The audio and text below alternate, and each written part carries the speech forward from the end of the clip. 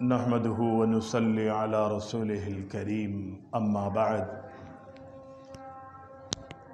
فأعوذ بالله السميع العليم من الشيطان الرجيم يا أيها الذين آمنوا اتقوا الله حق تقاته ولا تموتن إلا وأنتم مسلمون بسم الله الرحمن الرحيم يا أيها الناس اتقوا ربكم الذي خلقكم من نفس واحدة وخلق منها زوجها وبث منهما رجالا كثيرا ونساء واتقوا الله الذي تساءلون به والأرحام إن الله كان عليكم رقيبا يا أيها الذين آمنوا اتقوا الله وقولوا قولا سديدا يصلح لكم أعمالكم ويغفر لكم ذنوبكم ومن يطع الله ورسوله فقد فاز فوزا عظيما۔ اللہ تعالیٰ کی حمد و ثنا اور ہمارے پیارے نبی کائنات کے امام جناب محمد الرسول اللہ صلی اللہ علیہ وسلم کی ذات گرامی پر درود و سلام کے بعد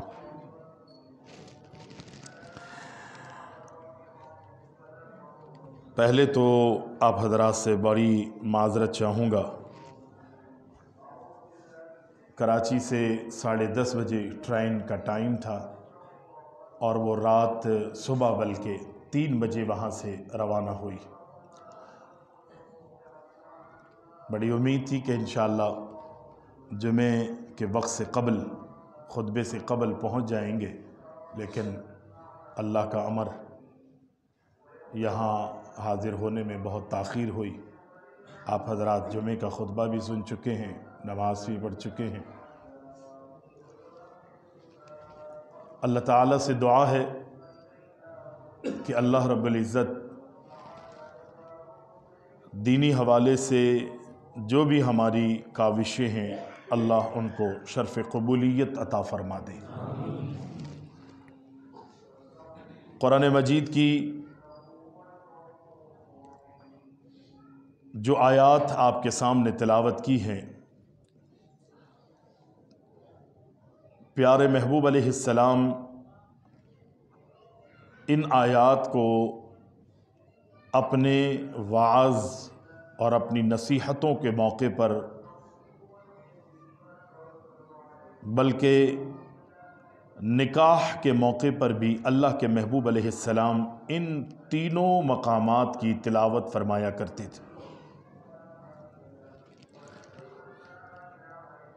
ان تینوں آیات کا اگر ہم مطالعہ کریں، اس کے معانی، اس کے مفہوم اور اس کے تقاضوں پر غور و فکر کریں گے تو ان تینوں آیتوں میں اللہ تعالیٰ اہل ایمان کو، دنیا والوں کو، انسانوں کو تقوی اختیار کرنے کا حکم دے رہا ہے۔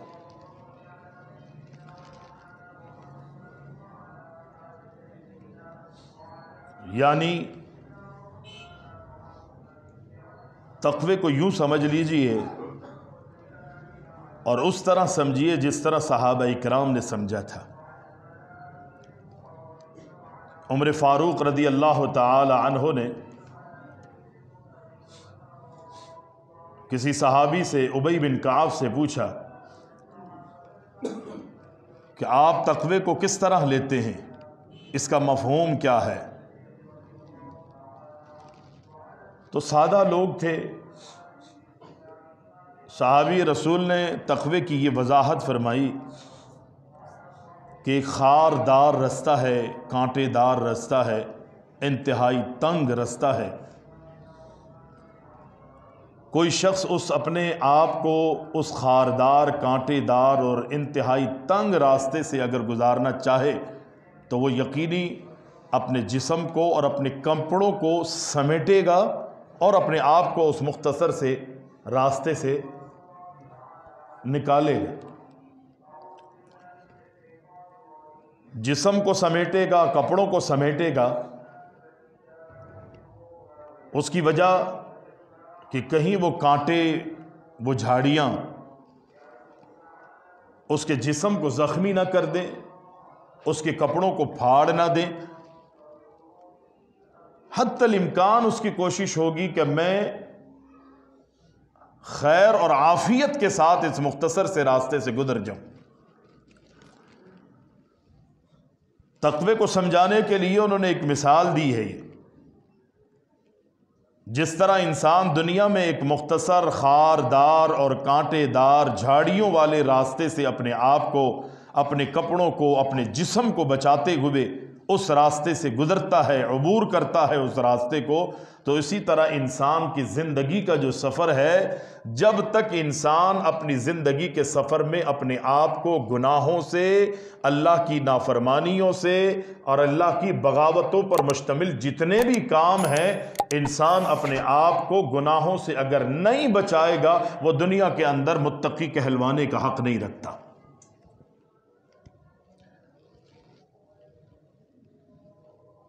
تقوی بہت ضروری ہے۔ ہم سمجھتے ہیں کہ دنیا کے اندر عزت اس کی ہے، اللہ کے نزدیک عزت اس کی ہے جس کی دنیا والوں میں عزت بن جائے، ٹھیک ہے، یہ طے شدہ بات۔ لیکن ہم سمجھتے ہیں کہ اس عزت کو حاصل کرنے کے لیے ہم دنیا کو حاصل کریں، مال حاصل کریں، تجارت کے اندر ہم دنیا کے اندر ایک ہمارا نام ہو، مال کی وجہ سے، دنیا کے کسی دیگر معاملات کی وجہ سے انسان دنیا والوں میں یا اللہ کے نزدیک مکرم اور مشرف بنتا ہے، یہ میری اور آپ کی بھول ہے۔ دنیا میں تو انسان کو عزت مل جاتی ہے، مال کی وجہ سے، خاندان کی وجہ سے، قبیلے کی وجہ سے، برادری کی وجہ سے، اس کی مسند اور اس کی پوسٹ کی وجہ سے، اس کی گدی کی وجہ سے۔ لیکن اللہ کے ہاں انسان کی عزت کب ہے؟ رب العالمین فرماتا ہے کہ ان اکرمکم عند اللہ اتقاکم۔ اللہ کے ہاں وہ مکرم ہے، وہ مشرف ہے، وہ لوگ باعزت ہیں کہ جو دنیا کے اندر تقوی کو اختیار کرتے، جن کے دلوں میں اللہ کا ڈر ہوتا ہے، وہ اپنے آپ کو گناہوں سے، اللہ کی نافرمانیوں سے بچاتے ہوئے زندگی گزارتے۔ انسان کی زندگی میں تقوی کے دو پہلو ہیں، ایک تو انسان اجتماعی زندگی کے اندر تقوی کو اختیار کرے، اور دوسرا پہلو انفرادی زندگی کے اندر انسان تقوی کو اختیار کرے، تقوی کو اپنائے۔ یہ دونوں چیزیں لازم اور ملزوم۔ لیکن ہماری زندگیوں کے اندر اجتماعی زندگی میں تو تقوی نظر آتا ہے، جب ہم لوگوں کے سامنے ہوتے ہیں تو ہم بہت بڑے متقی ہیں، بہت بڑے پرہیزگار ہیں، بہت بڑے حاجی نمازی ہیں، اور ایسا محسوس ہوتا ہے کہ دنیا کے اندر اس سے زیادہ کوئی اللہ سے ڈرنے والا نہیں ہے۔ لیکن جہاں ہماری خلوتیں ہوتی ہیں، انفرادی زندگی ہوتی ہے، دنیا والوں میں سے مجھے اور آپ کو کوئی دیکھنے والا نہیں ہوتا، میں اور آپ اللہ اکبر اس سے فائدہ اٹھاتے ہوئے غلطیوں میں، گناہوں میں، جو لوگوں کے سامنے ہم گناہ نہیں کر رہے ہوتے، وہ خلوتوں میں جو ہے ہم گناہوں میں اپنے آپ کو ملبس کر لیتے۔ اور در حقیقت بات یہی ہے کہ یہ فائدہ نہیں ہے انسان کا کہ ہم جب لوگوں سے دور ہوتے ہیں اور انفرادی زندگی کے اندر ہوتے ہیں تو ہم یہ کہیں کہ اس سے ہم فائدہ اٹھاتے ہوئے وہ بھی کام کر لیں جو لوگوں کے سامنے نہیں کر پا رہے۔ میرے بھائی، در حقیقت یہ ہے کہ یہ انسان کی تباہی اور بربادی کا سبب بنتا۔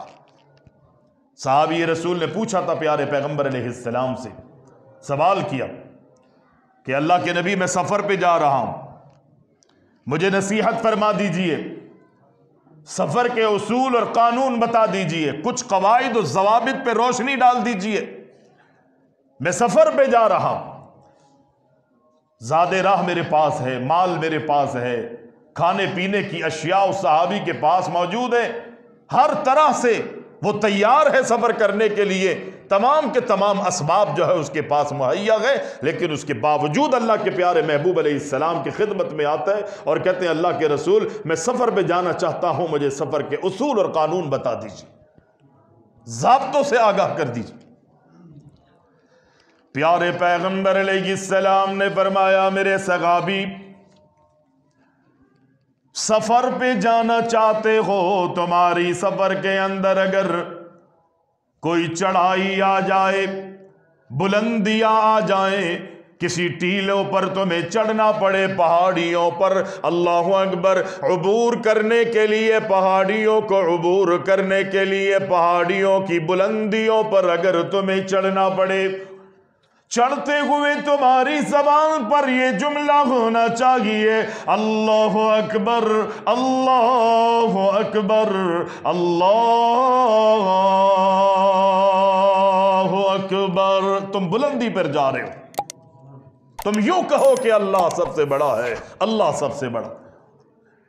پھر پیارے پیغمبر علیہ السلام فرماتے ہیں جب تم چڑھائی سے، بلندی سے، ڈھلان کی طرف آؤ، نیچے کی طرف آؤ، تو تمہاری زبان پر یہ ہو کہ سبحان اللہ سبحان اللہ سبحان اللہ۔ بلندی پر چڑھتے ہوئے تیری زندگی میں غرور اور گھمنڈ نہیں آنا چاہیے۔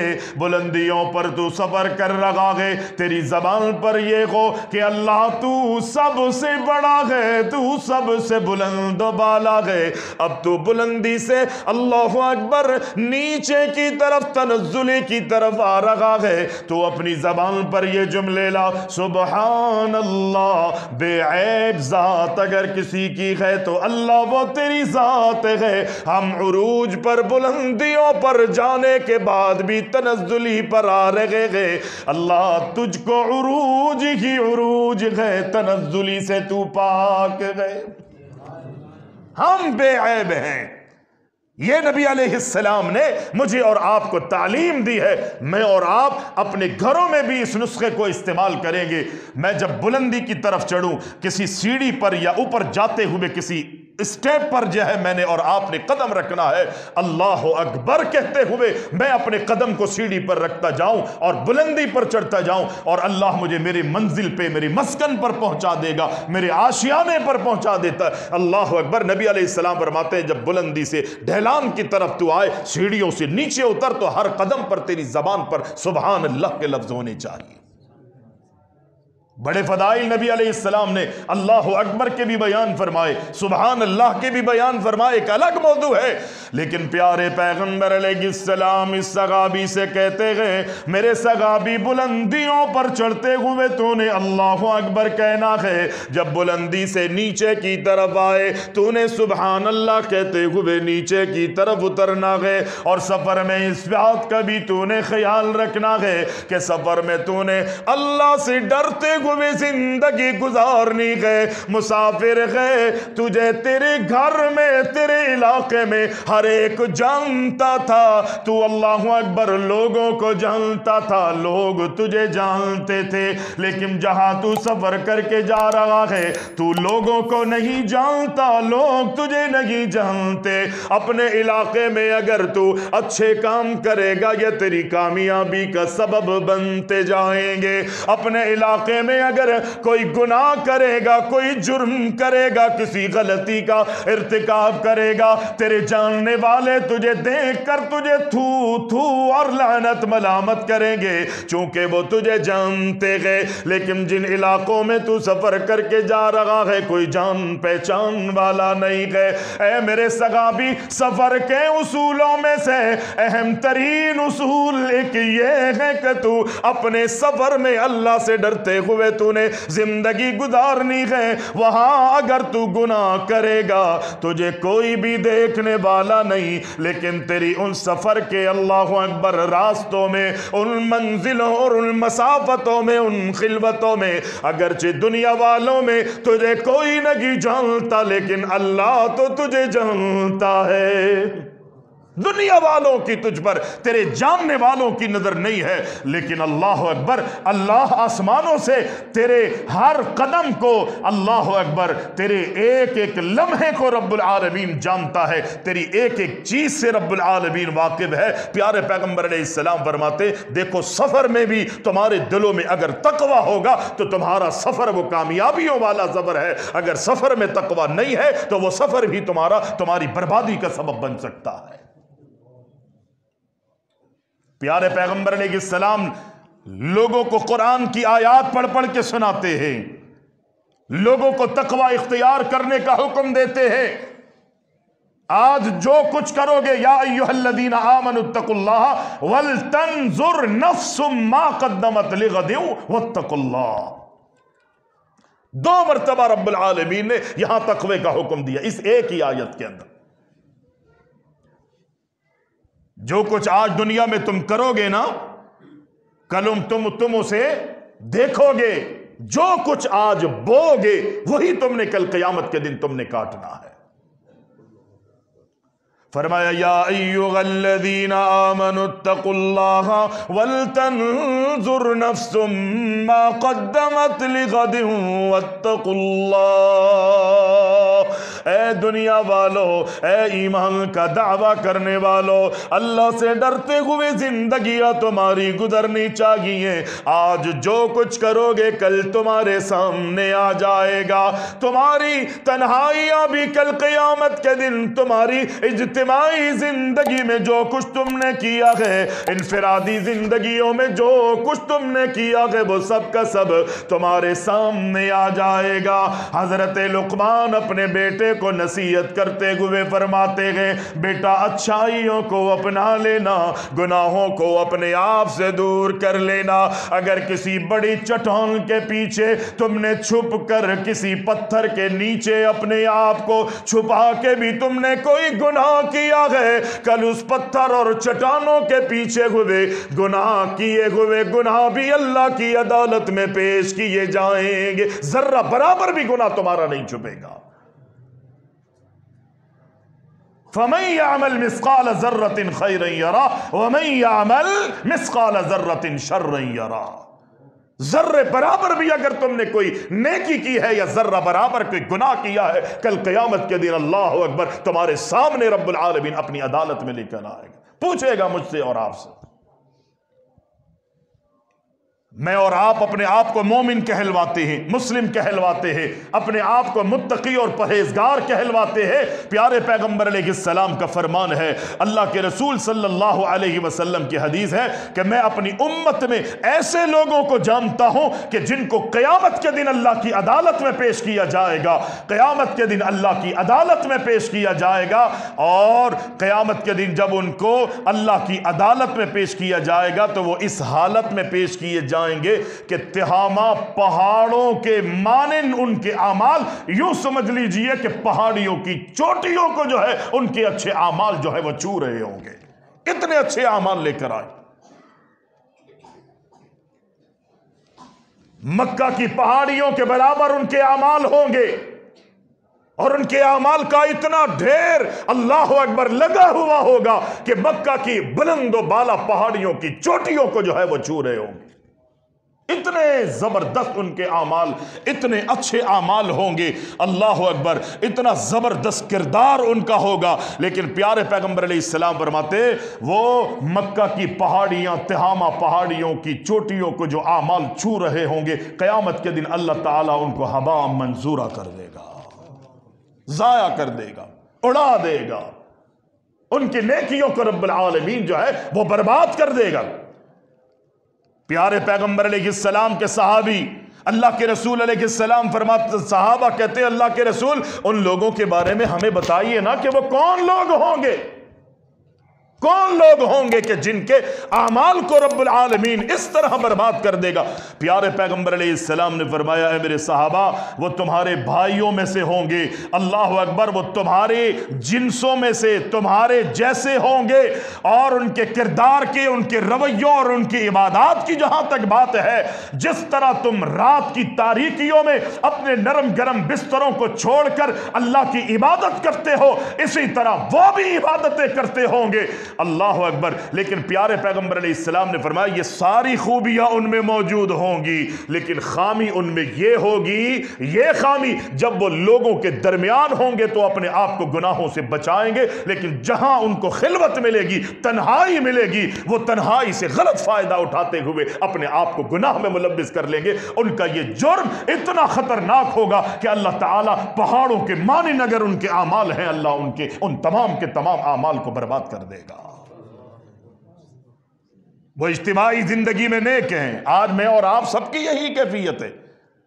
ہم لوگوں کے سامنے عاجزانہ انداز اختیار کر لیتے ہیں۔ میرا اور آپ کا، میرے اور آپ کے گھروں میں پتہ چلتا ہے کہ میرا لوگوں میں رویہ، میرا اخلاق بڑا اچھا ہے، رویہ بہت اچھا ہے، حسن سلوک، نیکیاں، یہ ساری چیزیں ہیں، لیکن جہاں میں اور آپ اپنے گھروں میں خلوتوں میں جاتے ہیں، وہاں پر میرا اور آپ کا رویہ اپنی بیویوں کے ساتھ، اپنی اولادوں کے ساتھ، اپنے ماتحت لوگوں کے ساتھ کیا رویہ ہوتا ہے، یہاں پر میرے اور آپ کی زندگی اور میرے اور آپ کے تقوی کا پتہ چلتا۔ لوگوں کے سامنے عزت بنانے کے لیے میں مشرف، میں مکرم، میں باعزت، لیکن گھر کے اندر اپنی بیوی کے ساتھ میرا اور آپ کا برتاؤ، میری اولادوں کے ساتھ یا میرے اور آپ کے نوکروں کے ساتھ کیا برتاؤ ہے، یہ عمل بتائے گا کہ اللہ کے ہاں کتنا میں اور آپ مکرم اور مشرف ہے۔ پیارے پیغمبر فرماتے ہیں سارے اعمال اللہ برباد کر دے گا، ہوا منصورہ کر دیے جائیں گے۔ کس وجہ سے؟ کہ اس کی تنہائیاں اس کی اچھی نہیں تھی، اس کی خلوتیں اچھی نہیں تھی، اس کی خلوتیں اچھی نہیں تھی۔ فرمایا یا ایھا الذین آمنوا اتقوا اللہ حق تقاتہ ولا تموتن الا وانتم مسلمون۔ رب العالمین فرماتا ہے اے ایمان والو، اللہ سے ڈرتے ہوئے زندگیاں گزارنے والے بن جاؤ۔ کس طرح اللہ سے ڈرو؟ جس طرح رب العالمین سے ڈرنے کا حق ہے۔ یہ نہیں کہ میں مسلمان ہوں، میں مؤمن ہوں، میں متبع سنت ہوں، میں متقی ہوں، میں پرہیزگار ہوں، ظاہری لبادہ میں نے اور آپ نے نہیں اوڑھنا، بلکہ اللہ کہتا ہے آمنوا اتقوا اللہ حق تقاتہ۔ اس طرح رب سے ڈرو جس طرح رب العالمین سے ڈرنے کا حق ہے۔ یہ تقوی کیا چیز ہے؟ فرمایا وَلَقَدْ وَصَّيْنَا الَّذِينَ أُوتُوا الْكِتَابَ مِن قَبْلِكُمْ وَإِيَّاكُمْ أَنِ اتقوا اللہ۔ یہ تقوی اختیار کرنے کا رب العالمین نے امت محمدیہ ہی کو حکم نہیں دیا، بلکہ پچھلی قومیں اہل کتاب دنیا میں آئے، پچھلی قومیں دنیا میں آئی، اللہ اکبر، ہر قوم کو، ہر برادری کو اللہ کے پیارے محبوب سے پہلے جتنی بھی قومیں دنیا میں آئی گئے، سب کو رب العالمین نے تقوی اختیار کرنے کا حکم قرآن میں، اللہ اکبر، تقوی اختیار کرنے کا حکم دیا گئے۔ پھر فرمایا عام لوگوں کو ہی تقوی اختیار کرنے کا رب نے حکم نہیں دیا، بلکہ رب کا قرآن کہتا ہے یا ایھا الرسل کلوا من الطیبات واعملوا صالحا انی بما تعملون علیم وان هذه امتکم امۃ واحدہ وانا ربکم فاتقون۔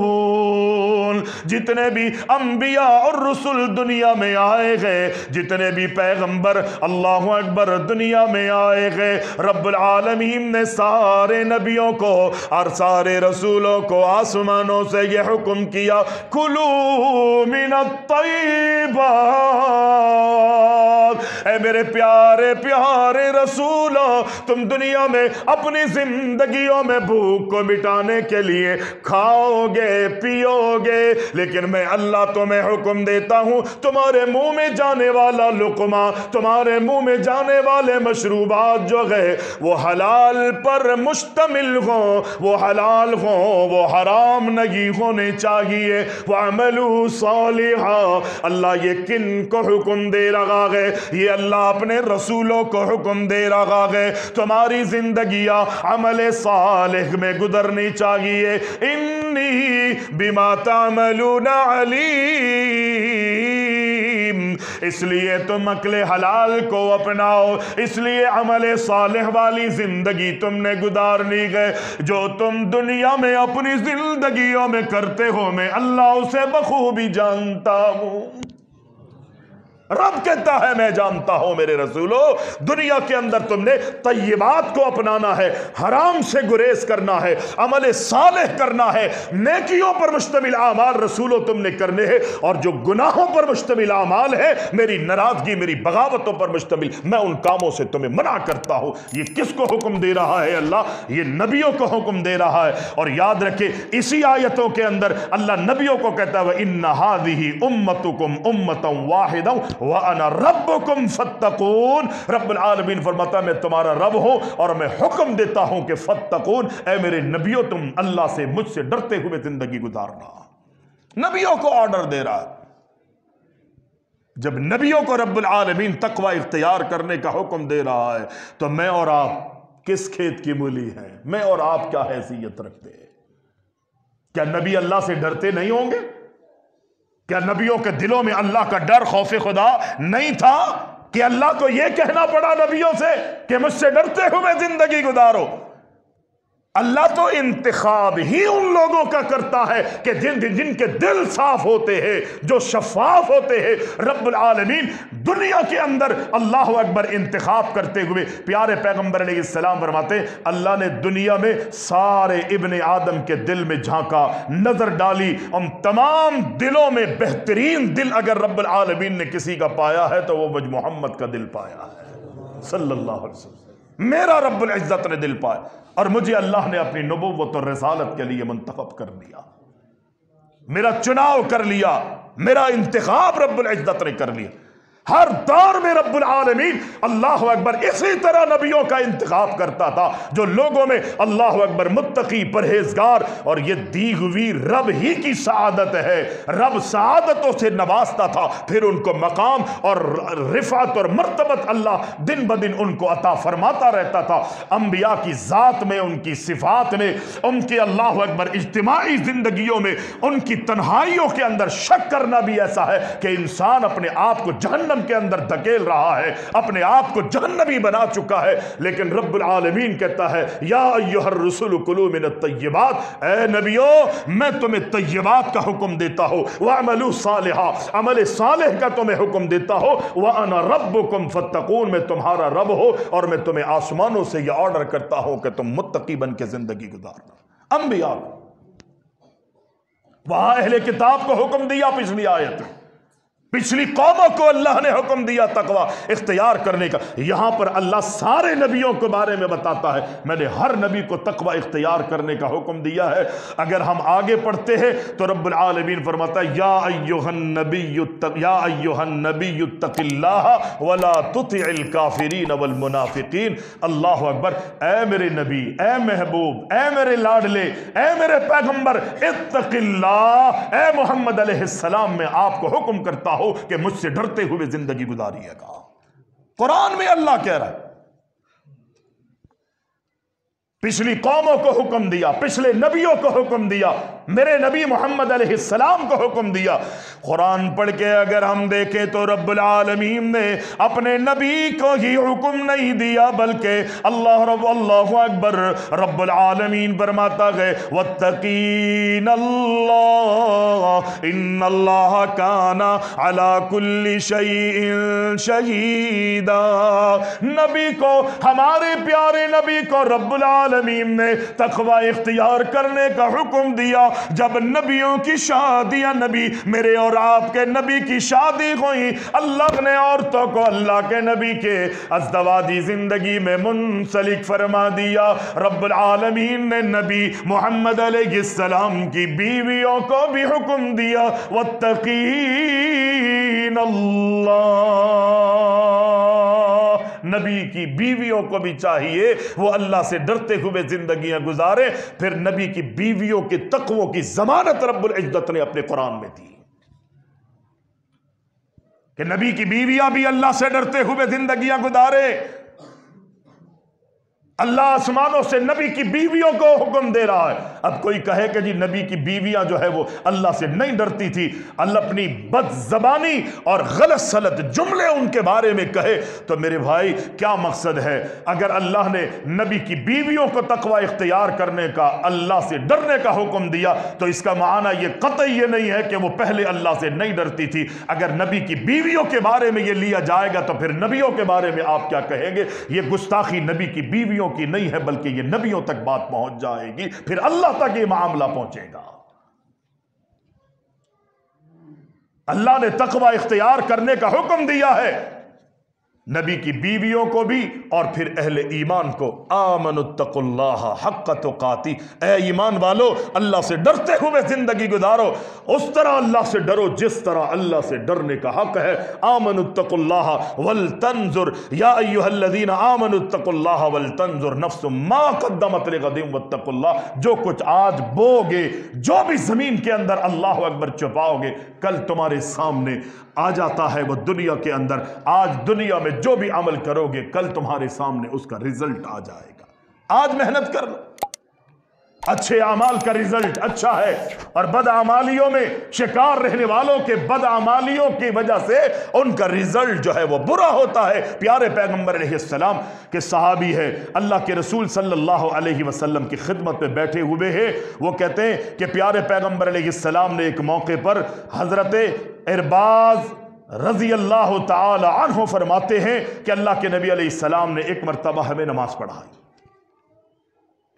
نماز پڑھانے کے بعد وعظ کیا، اللہ کے رسول نے بیان فرمایا، خطاب کیا۔ نبی علیہ السلام کا معمول تھا کہ آپ صرف جمعے کے خطبے میں ہی بیان نہیں فرماتے تھے بلکہ دیگر مواقعوں پر گاہے بگاہے لوگوں کو نصیحت کیا کرتے تھے۔ اللہ کے محبوب علیہ السلام کی زندگی میں دیکھیں گے کبھی ظہر کی نماز کے بعد اللہ کے رسول درس دیتے ہیں، کبھی عصر کی نماز کے بعد اللہ کے محبوب علیہ السلام بیان فرماتے ہیں، اعمال کی ترغیب دلا رہے ہیں، تقوی اختیار کرنے کا حکم دے رہے ہیں۔ صحابی حضرت ارباز رضی اللہ تعالیٰ عنہ فرماتے ہیں اللہ کے نبی علیہ السلام نے ہمیں نماز پڑھائی، سلام پھیرا ہماری طرف، اللہ کے نبی متوجہ ہوئے اور اللہ کے نبی نے بیان فرمایا۔ اتنا زبردست بیان تھا اللہ کے رسول علیہ السلام کا، خطاب تھا، اللہ کے نبی نے وہ باتیں ہمیں بیان فرمائی کہ صحابہ کرام میں سے کوئی ایک آنکھ ایسی نہیں تھی کہ جس کی آنکھوں سے آنسو نہ نکلا ہو، سارے صحابہ رو رہے تھے۔ پیارے پیغمبر علیہ السلام کے صحابہ میں سے ایک صحابی نے کہا اللہ کے نبی آج کے بیان میں، آج کی نصیحتوں میں ایسا لگتا ہے کہ جیسے کوئی الوداع کر رہا ہو، اللہ اکبر، الوداع کہہ رہا ہو۔ ایسا بیان تھا، اتنا درد تھا گفتگو میں، اتنی تاثیر تھی، کوئی ایک شخص بھی ایسا نہیں ہے کہ جس کی آنکھوں سے آنسو نہ بہہ رہے ہو۔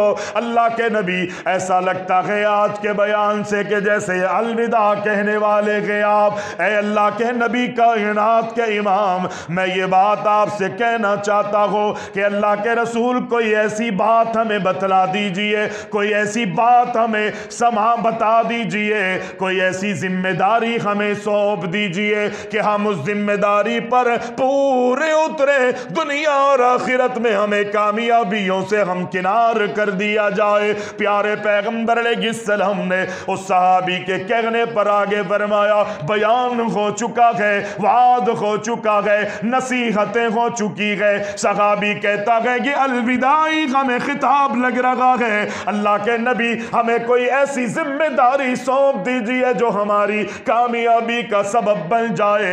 پیارے پیغمبر نے فرمایا اوصیکم بتقوی اللہ، میں تمہیں وصیت کرتا ہوں کہ تم زندگی کے ہر لمحے میں تقوی کو کبھی نہیں چھوڑنا، تقوی کو اختیار کرنا۔ بات ہو چکی ہے، نصیحتیں ہو چکی ہیں، صحابہ زار و قطار رو چکے ہیں، آنکھوں سے آنسو نکل چکے ہیں۔ یقینی وہ آنسو اس لیے نکلے ہوں گے کہ کسی طرح جہنم سے آزادی مل جائے اور جنت کا حصول ہو جائے۔ یہ سارے کام ہو چکے ہیں۔ صحابی کہتے ہیں اللہ کے رسول کوئی ذمہ داری سونپ دیجئے۔ پیغمبر علیہ السلام فرماتے ذمہ داری سونپ دو تو پھر سنو، اوصیکم بتقوی اللہ، میں تمہیں حکم دیتا ہوں، وصیت کرتا ہوں کہ تم تقوی کو اپنا کے رکھنا۔ یہ نبی علیہ السلام کی زندگی، آپ کا کردار، آپ کے خطاب، آپ کے بیانات تھے۔ ساری باتیں ہونے کے باوجود بھی صحابہ اگر کوئی عرض کرتے تو اللہ کے رسول فرماتے اوصیکم بتقوی اللہ، میں تمہیں تقوی کا حکم دیتا۔ پھر پیارے پیغمبر علیہ السلام نے فرمایا والسمع والطاعہ، تمہیں میں تمہارے امیر، تمہارا بڑا، جو بھی تمہارا ذمہ دار ہے، تمہارا خلیفہ ہو، تمہارا ذمہ دار، تمہارا سرپرست ہو، میں تمہیں اس کی باتوں کو سننے کا ہی حکم نہیں دیتا بلکہ میں ان کی اطاعت کا تمہیں حکم دیتا ہوں۔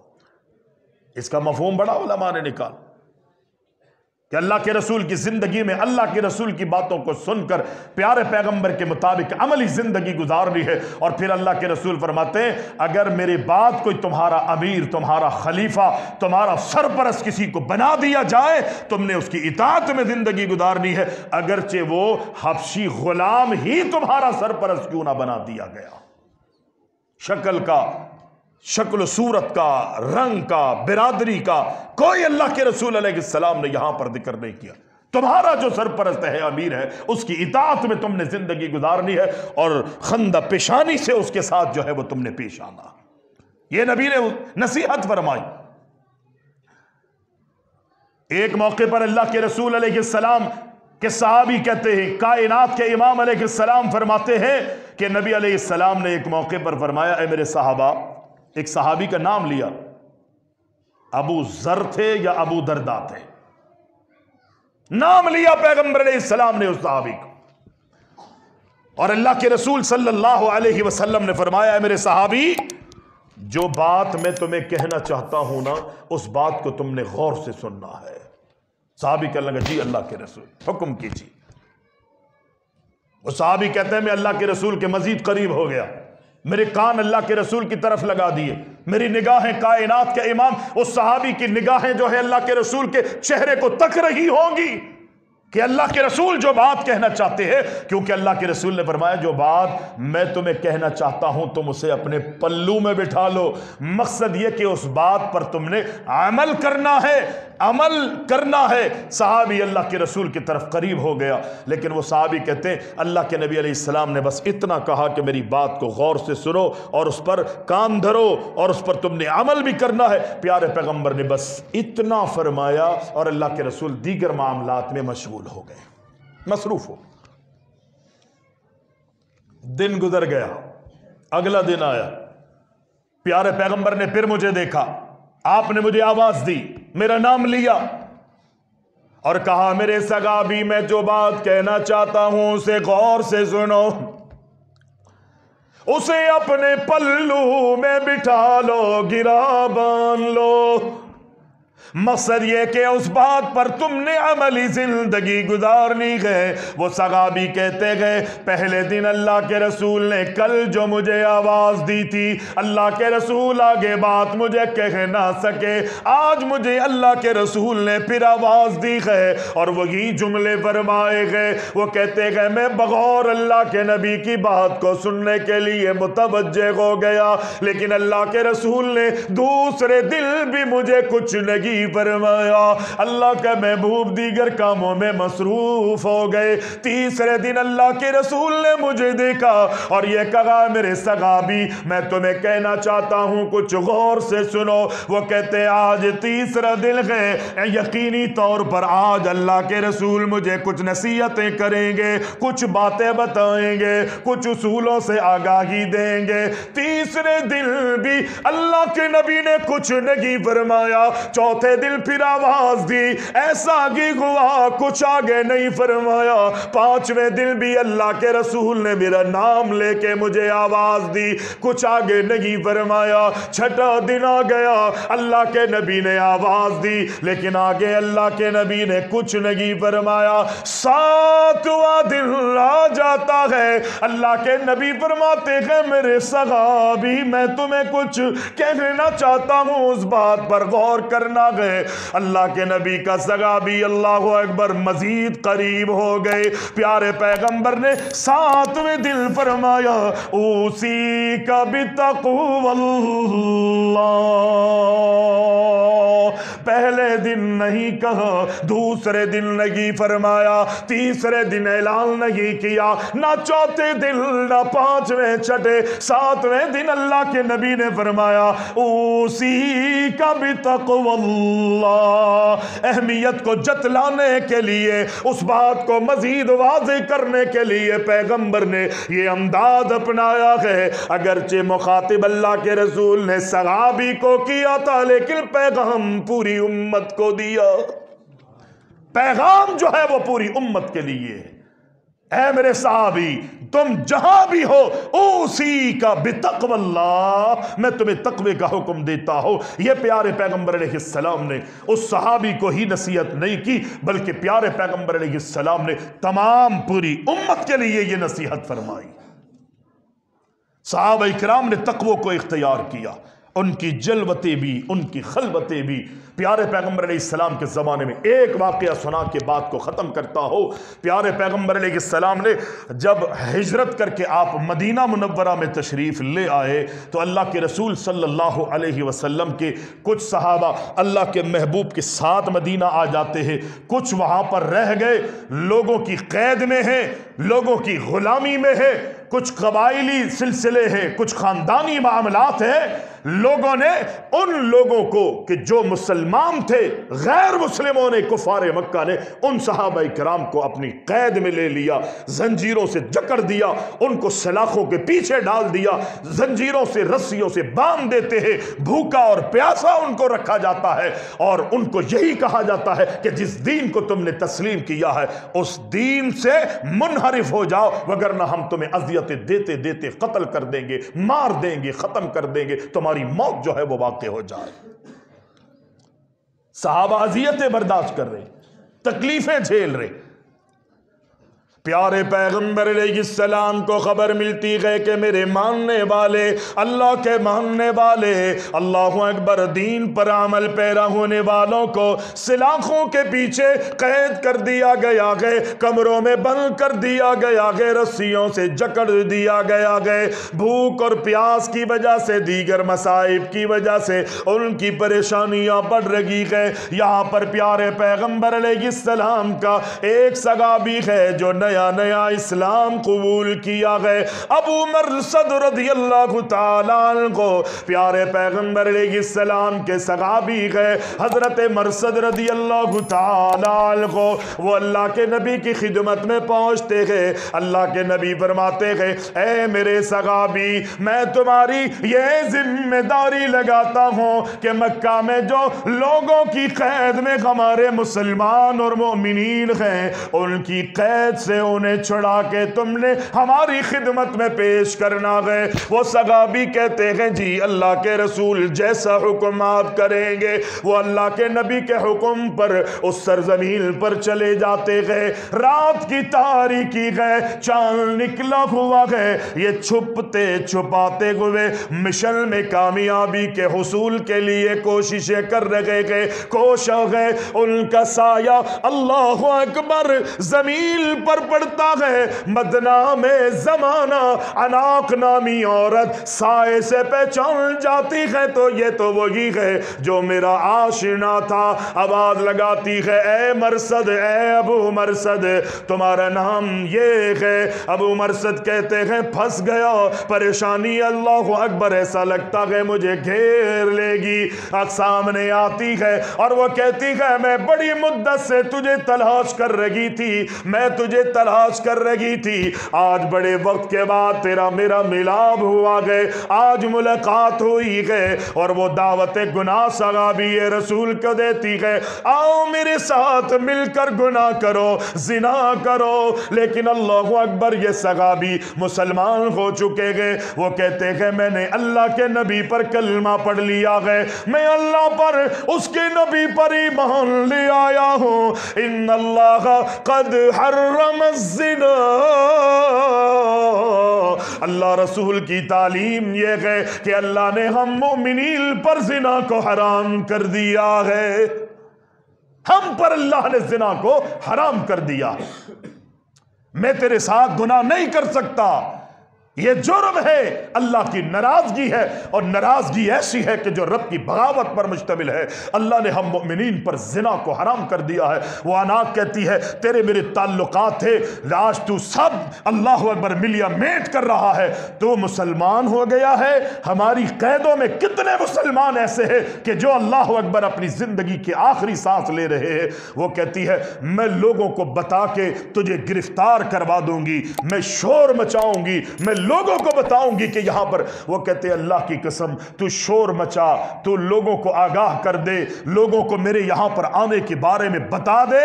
اللہ اکبر، اللہ اکبر۔ دین ہمیں یہ بتاتا ہے میں مرنا تو برداشت کر لوں گا، لیکن اپنی عزت اور اپنی ایمان کو گوارا، میرا ایمانی غیرت اس بات کا گوارا نہیں کرتی کہ میں اللہ اکبر یہاں پر جو ہے کسی گناہ کا ارتکاب کر لوں۔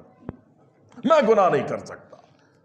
دوڑ جاتے ہیں، وہاں سے بھاگتے ہیں اور اس مشن کی طرف جاتے ہیں، اس کام کی طرف۔ اس صحابی رسول چلے جاتے ہیں کہ جو ذمہ داری کائنات کے امام نے لگائی تھی، ان کو غیر مسلموں کے، کافروں کے چنگل سے آزاد کر کے اللہ کے رسول علیہ السلام کی خدمت میں پیش کرتے۔ اللہ کے رسول آپ نے جو حکم کیا تھا آج میں نے اس کی تکمیل کر دی ہے۔ یہ ہے صحابہ، یہ ہے ہمارے مومنین بھائی۔ اللہ نے مجھے کامیابی عطا فرمائی ہے۔ پھر اس موقع پر کہتے ہیں اللہ کے نبی میری چھوٹی سی عرض ہے، حکم بولو، میرے صحابی بولو، کیا کہنا چاہتے؟ وہ کہتے ہیں اللہ کے رسول اسلام لانے سے پہلے جس سرزمین پر آپ نے مجھے بھیجا تھا اور میں اس مشن کو اللہ کے حکم سے پورا کر کے آیا ہوں، اس سرزمین پر ایک ایسی عورت ہے، دور جاہلیت میں اس سے محبت کرتا تھا، مجھے اس سے پیار تھا، اللہ اکبر، اور وہ عورت مجھے ملی، اس نے مجھے دعوت گناہ دیا ہے۔ چونکہ دین اسلام آپ کی تعلیم دی ہوئی تربیت نے اللہ اکبر مجھے گناہ کا ارتکاب نہیں کرنے دیا، گناہ میں مجھے شامل نہیں ہونے دیا۔ اللہ کے رسول وہاں سے میں اپنے آپ کو بچا کے اللہ کے حکم سے آیا ہوں۔ اب عرض یہ کرنا چاہتا ہوں کہ میں اس سے محبت کرتا تھا اور وہ بھی مجھ سے پیار کرتی تھی، اس محبت کا اظہار اس نے آج پھر کیا ہے۔ ہمارے ایک عرصے کے بعد میری اور اس کی ملاقات ہوئی ہے۔ اللہ کے رسول اجازت دے دیجئے، اگر آپ اجازت دیں تو میں اس عورت سے نکاح کرنا چاہتا ہوں۔ کس چیز کی اجازت مانگی؟ نکاح کی۔ وہاں پر تو موقع ملا تھا نا گناہ کا، کون دیکھ رہا تھا؟ کوئی دیکھ رہا تھا؟ یہ میری اور آپ کی بھول ہے کہ کوئی نہیں دیکھ رہا۔ تقویٰ اسی کو کہا جاتا ہے جہاں میرا اور آپ کا دل و دماغ کہے کہ کوئی نہیں دیکھ رہا، خدا کی قسم وہاں رب العالمین دیکھ رہا ہوتا ہے۔ ہم دنیا والوں سے ڈر کے گناہ نہیں کرتے، حالانکہ ڈرنا ہمیں اللہ سے ڈرنا چاہیے۔ یہ ہے متقی، یہ ہے مومن اور مسلم۔ ہم کہتے ہیں ہمیں کوئی نہیں دیکھ رہا، یہی تو ہماری غلط فہمی ہے، یہی تو ہماری بھول ہے۔ پیارے پیغمبر علیہ السلام سے عرض کرتا گئے صحابی اللہ کے رسول دور جہالت میں نے اس سے پیار کیا تھا، وہ بھی مجھ سے محبت کرتی تھی، اللہ کے رسول اس نے مجھے دعوت گناہ دیا، لیکن میں نے اس کو کہا ان اللہ قد حرم الزنا، ہمارے اللہ نے ہم مومنین پر زنا کو حرام کر دیا گئے، میں تجھ سے ملاب نہیں کر سکتا، میں تیرے ساتھ زنا نہیں کر سکتا، میں اپنا منہ کالا نہیں کروا سکتا۔ دوڑ جاتے گئے، اللہ کے نبی نے جو ذمہ داری لگائی اس کام پر نکل کے اللہ کے نبی کی خدمت میں اپنے آپ کو پیش کر دیتے گئے اور اجازت مانگتے گئے، اللہ کے رسول مجھے نکاح کرنے کی اجازت دے دی جائے۔ اللہ کے محبوب نے قرآن کی آیت پڑھی، نکاح کی اجازت مانگی تھی، زنا کی اجازت نہیں مانگی تھی۔ کس کی اجازت مانگی تھی؟ نکاح کی اجازت۔ زنا کی اگر وہ اجازت مانگتا تو سمجھ میں آتی کہ اللہ کے رسول اسے منع کر دیتے، اللہ کی طرف سے اس کو منع کر دیا جاتا، لیکن اس نے زنا کی اجازت نہیں مانگی تھی، نکاح کی اجازت مانگی تھی۔ اللہ کے نبی علیہ السلام نے قرآن کی وہ آیت جو آسمانوں سے نازل ہوئی، اللہ کے محبوب نے وہ آیت اس صحابی کے سامنے پڑھ کے سنا دی۔ فرمایا الزانی لا ينکح الا زانیۃ او مشرکہ والزانیۃ لا ينکحها الا زان او مشرک وحرم ذلک علی المؤمنین۔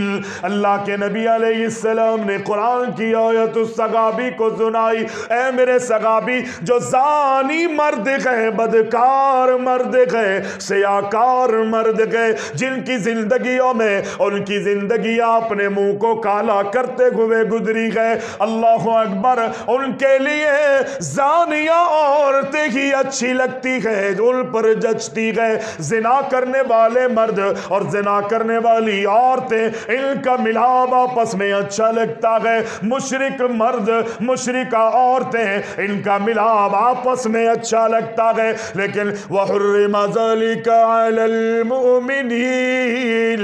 اے میرے صحابی، ان رشتوں کو، ایسے تعلقات کو اور ایسے جوڑ اور روابط کو اور ایسے نکاح اور ازدواجی زندگیوں کو وَحُرِّمَ ذَلِكَ عَلَى الْمُؤْمِنِينَ، اللہ نے مومنین پر ایسے رشتوں کو حرام کر دیا ہے، اللہ نے حرام کر دیا ہے۔ ہاں، اگر وہ مومنہ ہو جاتی ہے، مسلمان ہو جاتی ہے، تائب ہو جاتی ہے، مشرکہ ہے، موحدہ بن جاتی ہے، پھر تیری اور اس کی جوڑی جچتی ہے، اور جچتی ہی نہیں، اللہ اکبر، کھپتی بھی ہے، اور اللہ تعالیٰ، اللہ اکبر، تمہاری زندگیوں میں ہی نہیں بلکہ تمہارے مرنے کے بعد بھی تمہیں اس کا اجر اور ثواب عطا فرمائے گا۔ لیکن چونکہ وہ غیر مسلمہ ہے، وہ مشرکہ ہے، وہ زانیہ ہے، وہ بدکارہ عورت ہے، اور اللہ نے تجھے موحد بنا دیا ہے، تو پاک صاف شفاف ہے۔ جس دن تو نے اشہد ان لا الہ الا اللہ پڑھا، ماضی کے سارے گناہ رب نے تیرے معاف کر دیے ہیں۔ آج تو مدینہ آیا ہے، جو بھی تیری غلطیاں تھی ہجرت کرنے کے بدالت رب العزت نے وہ بھی سب کے سب تیرے معاف کر دیے ہیں۔ تو پاک صاف اور شفاف ہو چکا ہے، تیری جوڑی اس سے نہ جچتی ہے نہ کپتی ہے۔ اللہ نے حرام کر دیا ہے تجھ پر اس عورت کو۔ یہ ہے ایمان۔ ایک وہاں اس نے صحابی نے اپنے آپ کو بچایا کہ جہاں اس کو خلوت اور تنہائی ملی تھی وہاں اس نے گناہ نہیں کیا، اور یہاں پر تو وہ ایک اجازت گناہ پر مشتمل کام کی نہیں مانگ رہا تھا بلکہ نکاح کی اجازت مانگی تھی۔ اللہ کے رسول نے منع کر دیا، اس نے کہا جی اللہ کے رسول، دل بہت تھا ہے، لیکن چونکہ ہمارا دین اللہ اور اس کا رسول اجازت نہیں دیتا، ایمان اور تقوی کا تقاضا یہی ہے، جو اللہ اور اس کے رسول کا حکم ملے وہیں پر اپنی پیشانی کو جھکا دینا ہے، بھلے میرا اندر کا من کچھ بھی کہتا ہو، ہمارے رسم و رواج کچھ بھی کہتے ہو، ہمارا معاشرہ، ہمارا کنبہ اور قبیلہ، ہمارے حالات کچھ بھی کہتے ہو، دنیا میں ہماری بظاہر ناک ہی کیوں نہ کٹ رہی ہو، لیکن چونکہ رب نے اجازت نہیں دی، اللہ اور اس کے رسول کے حکم پر عمل کرنے پہ ناک کٹتی نہیں ہے بلکہ اللہ ناک کو اونچا کر